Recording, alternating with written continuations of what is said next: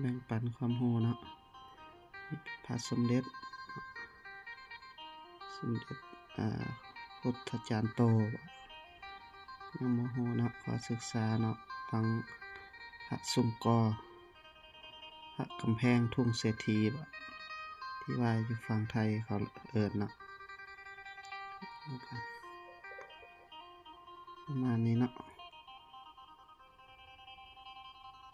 ซูมเข้าเบิ่งใกล้ๆเนาะ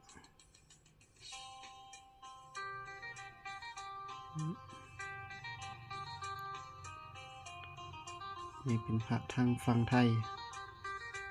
สมเด็จ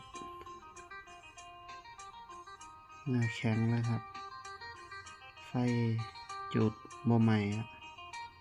ไปลองใส่เบิ่งเทื่อนึงแล้วเนาะจุดทางนี้เนาะบ่ไหม้เนาะ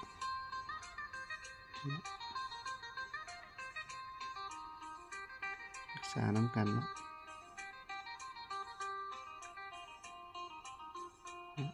สิมีเบื้องต้นเท่านี้เนาะหรือว่าอาจารย์ใดเนาะที่ว่ารู้ข้อมูลเนาะช่วยแนะนำตื่นเนาะเกี่ยวกับพระสมเด็จองค์นี้